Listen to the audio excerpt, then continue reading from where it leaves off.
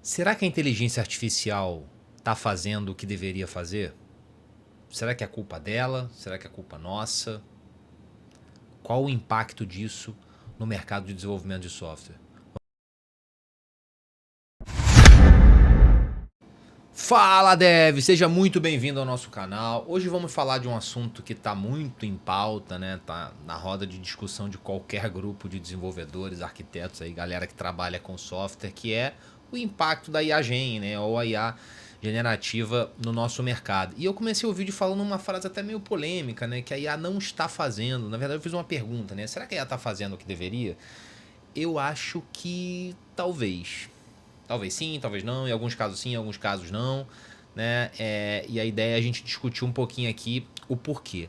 Bom, é inegável, né, o impacto da inteligência artificial, na verdade, da popularização da inteligência artificial, especialmente a IA generativa no nosso mercado, e não só no nosso, né? Acho que em todos os mercados, no planeta, na sociedade, o impacto que a IA generativa está causando na maneira como o ser humano se relaciona com o trabalho, para mim não só para mim, né? Acho que para vários autores aí, para vários pensadores e pessoas influentes da área, é inevitável, né? E é um caminho sem volta, né? Acho que as relações de trabalho, a maneira como a gente trabalha vai se transformar de uma maneira que vai ser impossível voltar como era antes.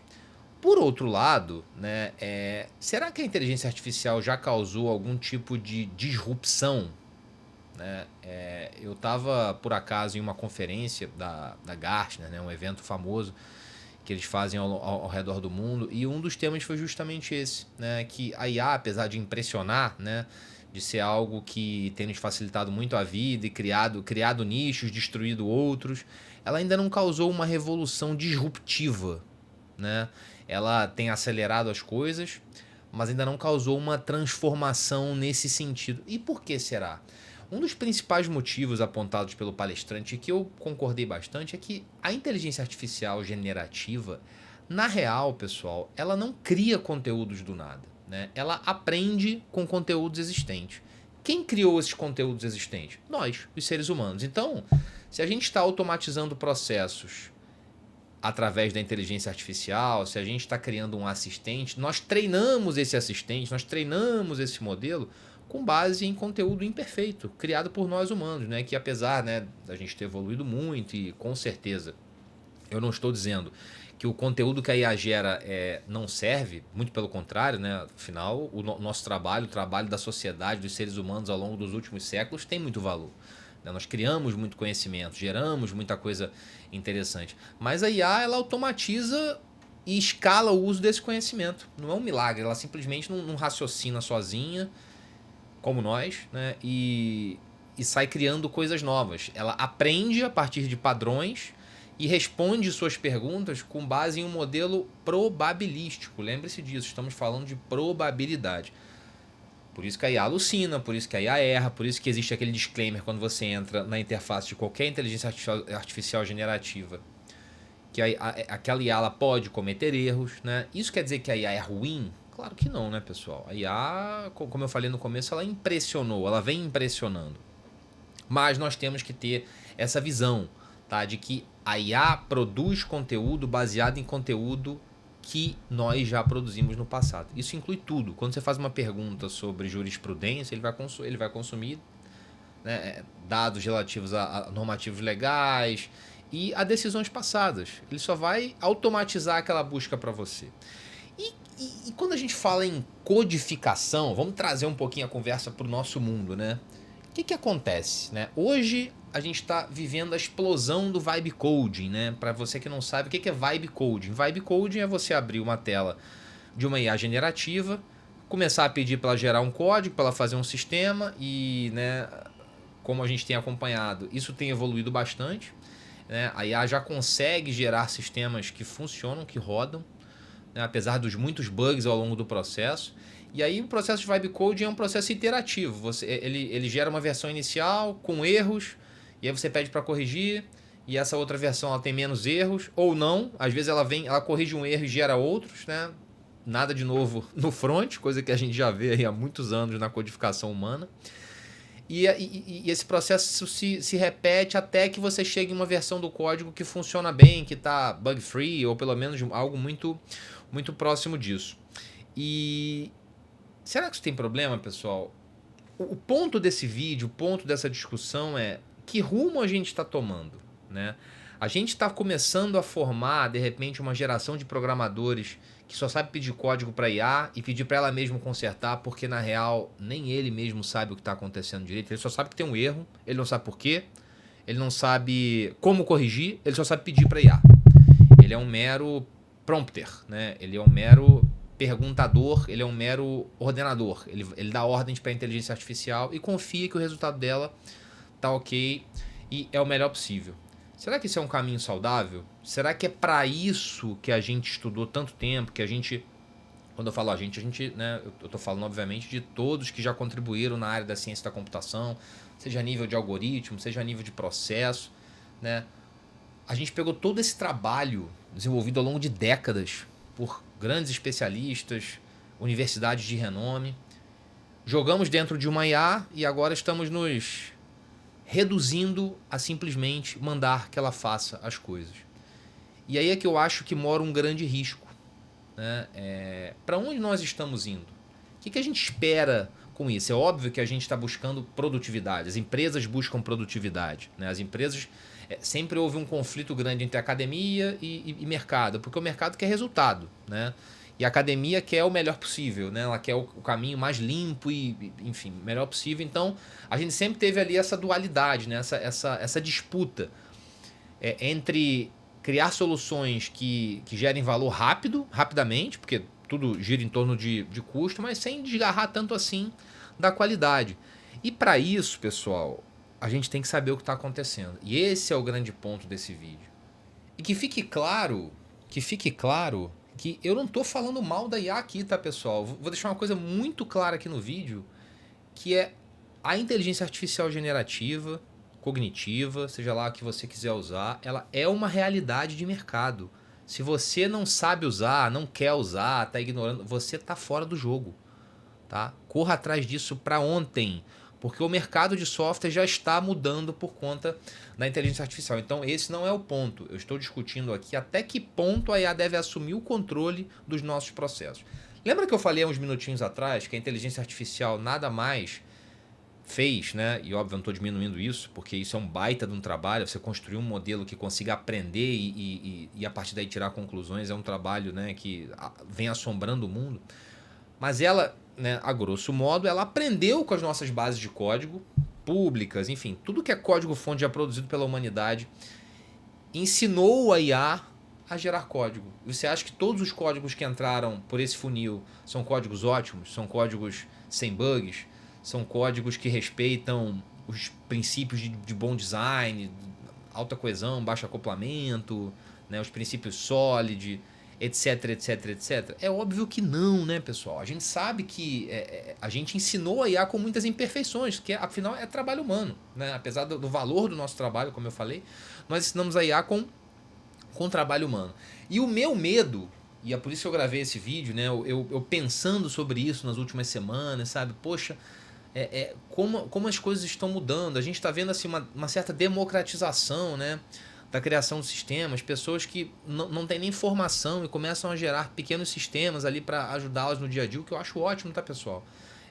Afinal, a gente está falando de sistemas pontuais, coisas ali que vão ajudar o dia a dia do profissional liberal ou do profissional que tem ali um pequeno negócio. Mas quando a gente entra a nível corporativo, quando a gente entra, né, em cenários críticos, né, afinal, o software não é só o software da locadora, nem existe mais locadora, mas da padaria, né, do pequeno comércio ali da esquina, que tem um potencial destrutivo pequeno, né? Se o software da padaria cair, ninguém vai morrer por isso. Agora, se você tem um software que pilota um avião, né, que controla o piloto automático de um avião, um software de hospital, né, que roda em um equipamento que monitora a vida de alguém que você ama. Enfim, a gente tem setores da indústria críticos. O próprio setor financeiro, apesar de não ser, né, não lidar diretamente com a vida humana, mas ele lida indiretamente. Você imagina um crash, um bug absurdo em um sistema financeiro que lida com a sua poupança, com a sua previdência, né? Com o dinheiro que você guardou. Isso pode destruir sua vida, destruir a vida da sua família. Os impactos são gigantescos, né? Tudo no nosso mundo hoje roda por intermédio de software. E aí, quando eu começo a pensar que a gente está gerando uma geração de desenvolvedores mancos intelectualmente, desenvolvedores que não sabem o que está acontecendo porque eles simplesmente abrem o prompt e começam a pedir para ir a cuspir código e corrigir, cuspir código e corrigir, eu me preocupo. Eu me preocupo de verdade. Vocês imaginam, assim, né? Esse desenvolvedor copy-paste, ele sempre existiu. O Stack Overflow que o diga, né? Vários boards aí ao redor do mundo que o diga. Só que no Stack Overflow, para você copiar um código, você tem que pelo menos ler a thread. Entender o que está acontecendo ali. E aplicar aquele snippet de código na sua realidade. Corrigir, entender. Isso demanda, né, algum fosfato, demanda saber o que está acontecendo. E esse é o grande ponto. Vocês imaginam um engenheiro civil, por exemplo, que não sabe validar cálculo estrutural. Tá? Ele está fazendo um prédio ali e ele está apoiado 100% em um IA, em um software. Né? Ele não consegue validar. Né? Ele não consegue dizer assim, ó, se chegar o chefe dele e falar, você consegue validar esse cálculo que foi gerado aí? Né? Porque eu tenho certeza que muita coisa nesses ramos mais críticos existe uma redundância. Né? O software cospe um cálculo e alguém revisa. Né? Ou deveria, pelo menos. Né? Para ter certeza que não houve uma falha de sistema ali. E você não vai construir um prédio que vai desabar, que vai ter um ponto fraco, né? Que vai ter um possível acidente envolvendo vidas humanas. Você confiaria morar num prédio projetado por um engenheiro civil que não sabe fazer cálculo estrutural? Que cuspiu aquilo na IA, a IA cuspiu um cálculo para ele, que ela aprendeu com cálculos humanos anteriores que também possuem erros. Você confiaria morar nesse prédio? Você confiaria colocar a sua família lá? Como eu falei, não é só isso, né? Aviação, navegação, softwares que rodam em sistemas de saúde. Existem muitos setores críticos, inclusive o financeiro, como eu falei. Né? E a preocupação, gente, é que a gente está formando, né, começando agora, de repente, a formar uma geração de arquitetos e desenvolvedores mancos. Porque eu tenho visto muita gente boa, que sabe programar, sabe os fundamentos, conhece o design, mas que encontrou aquela zona de conforto ali na inteligência artificial e falou, agora não preciso mais. E aí você desliga aquela chavinha, né? Agora é só pedir. Por mais que esse profissional ele não se encaixe no que eu estou falando, afinal ele tem a capacidade, ele tem o conhecimento para avaliar, né, o código, para solicitar um ajuste específico, para pedir o uso específico de um design pattern, ou então discutir isso com a própria. É natural, pessoal, que esse cara, essa pessoa, né, esse profissional, ele vá se acomodando ao longo do tempo e comece a confiar cada vez mais na IA. E aí é que mora o perigo, sabe? Seguindo nessa linha, né? E aí eu vou dar um exemplo menos crítico, mas que também para mim é muito pertinente. Vocês imaginam o seguinte, um padeiro, né? E esse padeiro tem um assistente, que começou ali, que eu penso que é IA. Imagina que você é o padeiro, e aí você, eu contratei um assistente aqui que promete. O cara, você é o padeiro e você não sabe avaliar se a massa que o seu assistente fez está ok? Você não tem o conhecimento para orientá-lo, se for o caso, para ele fazer uma versão inicial da massa ruim e falar, cara, você errou aqui você tem que botar mais fermento, menos açúcar, fazer a massa descansar mais, sabe? Porque essa é a visão que eu tenho em relação à IA generativa. Não só eu, né? Quem sou eu? Mas muita gente que eu tenho pesquisado, que eu tenho ouvido palestra a respeito, tem falado sobre isso. A IA, né? Ela entra no nosso mercado, no nosso mundo, como um assistente. Para o quê? Para operacionalizar a parte operacional. Né?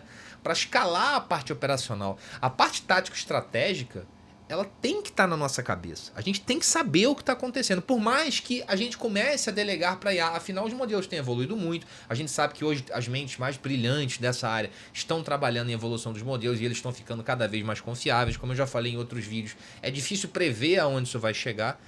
Mas a gente não pode abrir mão do nosso conhecimento. Eu vi um vídeo esses dias, foi até de um gringo, ele falando que a gente agora mais do que nunca precisa voltar aos fundamentos da ciência da computação. Estrutura de dados, tipos de dados primitivos, algoritmos, grafos. A gente tem que saber o que tá acontecendo, a gente tem que entender o que está acontecendo para poder delegar isso para o nosso assistente novo, que é a IA generativa.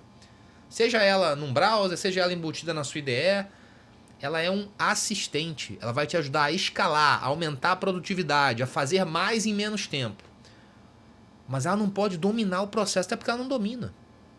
A real é que ela não domina, não ainda, né? A gente não sabe até que ponto isso vai chegar.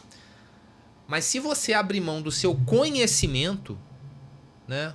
Porque assim, o código em si, o código-fonte, o código gerado, produzido, o código está virando commodity, né? Ele está perdendo aquele valor agregado, afinal ele é gerado. Só que como você agrega valor a esse código? Solicitando os ajustes corretos, porque você deveria saber o que aquele código faz, você deveria saber apontar caminhos para que aquele código evolua, você deveria conhecer padrões de design, design patterns, para dizer, use esse aqui, use aquele ali, ou me ajude a decidir qual design pattern entre esse e esse eu poderia encaixar aqui nesse cenário, visando escalabilidade, visando tolerância a falhas. Esse conhecimento, pessoal, é que a gente não pode abrir mão, na minha opinião, e é por isso que eu estou gravando esse vídeo. Tá? A geração de código é uma realidade, não dá para fugir disso, não é isso que eu estou dizendo. Tá? Geração de código não é novo, né? A gente já tem ferramentas que geram código há muito tempo, só que agora a gente deu um passo à frente. Né? Agora a gente tem código gerado a partir de linguagem natural, de prompt natural. Antes o código gerado você arrastava, né, janelinha, fazia ali o seu sisteminha, enfim, depende aí da cor e do sabor da ferramenta que você usava, mas agora a gente está com um cenário bastante diferente. E aí pensando daqui a uns anos, o que a gente vai ter? A gente vai ter uma tonelada de código fonte gerado aí sem pai nem mãe, né? E cada vez menos profissionais aptos a entrarem nesse código e entender o que está acontecendo, sabe? O que eles vão fazer? Ih, rapaz, esse código aqui deu erro. Vou pegar esse cara, jogar na IA e pedir para ele corrigir. É essa sociedade futura que a gente quer criar? Um monte de código ruim, porque quem acompanha aí a evolução dos modelos de geração de código sabe que ainda existem muitos problemas. Muitas vezes os modelos novos que saem pioram a geração de código. Alguns melhoram, outros pioram, né?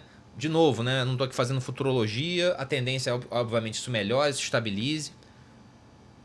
Mas a gente vai ter toneladas de código-fonte gerado e uma geração de profissionais que não sabe avaliar aquilo ali. Será que isso é uma coisa boa? Será que isso vai levar a gente para um lugar melhor do que a gente está hoje? Afinal, se você pensar em toda a base de código produzida pelos seres humanos ao longo das últimas décadas, né, a gente pode dizer que é uma qualidade média. Ok. Mas pelo menos a gente sabe o que fazer em relação a esse código. A gente sabe entrar, a gente sabe avaliar, a gente sabe mudar, a gente sabe evoluir, a gente sabe reescrever. E daqui a 10, 15, 20 anos, será que os seres humanos ainda vão ser capazes de fazer isso? Ou isso vai virar que nem profissional COBOL hoje, né? Alguns poucos ali que vão ser disputados a tapa pelas corporações, para que eles possam ter pessoas no time que entendam de codificação, de engenharia de software, design pattern, né? Como a engenharia de software evoluiu, né? Desde lá da década de 60 até, sei lá, a década de 2000, né? Foi uma evolução contínua para a gente chegar ao ponto de termos aí um ferramental amplo para desenvolver sistemas dentro de boas práticas, e agora a sensação que dá é que a gente está andando para trás. A gente está formando uma geração de programadores que só sabe pedir e pedir para corrigir e não tem nem noção de baixo nível, uso de memória, tipos primitivos, qualquer diferença. Inclusive, fazendo uma propaganda, vou até linkar um vídeo aqui. Um vídeo básico, tá? Mas que muita gente não sabe. Qual a diferença entre bit, byte, short, float, double, int? Qual que é a diferença? Será que você sabe? Isso é básico. Isso é o básico da ciência da computação, né? Lista encadeada, array, árvore binária. São coisas fundamentais e que a gente não pode abrir mão, né? Processos de engenharia de software, design patterns, enfim, requisitos não funcionais. A mensagem que eu gostaria de passar aqui nesse vídeo é: volte aos fundamentos. Entenda o que está acontecendo. Ninguém está falando para você não usar a inteligência artificial. Use e abuse, mas saiba o que ela está fazendo. Pilote-a, não o contrário. Você tem que ter condições de pilotar. Você tem que ser o engenheiro civil que valida os cálculos estruturais gerados por uma máquina. Você tem que ser o padeiro que avalia a massa de pão que o seu assistente de padeiro fez e direciona ele. Que é precisamente o que eu acho que a gente deve fazer com inteligência artificial. Não pense menos, pense mais, né? Se você está abrindo espaço para uma inteligência artificial escalar o teu operacional, você tem mais espaço para raciocinar o estratégico, raciocinar o tático. Isso vale para qualquer profissão, não é só engenharia de software, não. Então, não seja o preguiçoso que estuda menos e pensa menos. Pense mais, corra atrás de conhecimento, sabendo que você tem agora um baita de um assistente que pode operacionalizar a geração de código, entre outras coisas. Inclusive, assim, você pode discutir ideias com ele. Isso é legal, né? Assim, os modelos conseguem trazer conhecimento e discutir, apontar caminhos para você, mas que você deve avaliar. Né? E esse, pessoal, é o grande ponto desse vídeo. Resumidamente, a IA aprendeu com processos e bases de código geradas por humanos. Logo, ela vai gerar códigos similares a estes, com erros, com problemas, que podem ser evoluídos, que podem ser melhorados. Pense na IA como um assistente que vai alavancar a tua produtividade operacional. Não delegue para ela seu pensamento estratégico e tático sobre engenharia de software, sobre processos, sobre direcionamento. Vá por aqui, vá por ali. Sobre poder avaliar o código que ela gera. Isso é uma competência que vai valer ouro. Já vale hoje, vai valer muito mais, porque daqui a uns anos a gente vai ter uma geração de programadores que só sabe interagir com o prompt do ChatGPT, do Claude, do seja lá o que for. Tá? E aí quem souber o que está acontecendo, quem souber pilotar essa IA com conhecimento e direcionar uma equipe que usa IA generativa, certamente vai ter um diferencial no mercado. Salvem a engenharia de software, salvem a boa codificação, voltem aos fundamentos, para que lá na frente os softwares e sistemas que a gente gerar, que forem usados pela sociedade, não sejam um monte de lixo, sem pai nem mãe, para a gente ter que gastar 10 anos aí desfazendo toda essa confusão gerada por uma geração de programadores que abriu mão do conhecimento em nome da comodidade. Beleza? Esse é o recado. Não sei sua opinião. Deixa ela aqui. Deixa um comentário. Vamos discutir. Esse é um tema polêmico e que certamente tem muitas opiniões divergentes. Tem vários vídeos aí de outros canais brasileiros muito interessantes a respeito do tema. Sugiro que você também dê uma olhadinha nisso. Mas essa é a mensagem que eu gostaria de passar aqui nesse humilde canal que defende os bons princípios de codificação, a engenharia de software, todo o conhecimento gerado ao longo de décadas de pesquisa, que eles não se percam, que eles não sejam abandonados em nome de uma produtividade burra. Beleza? Valeu!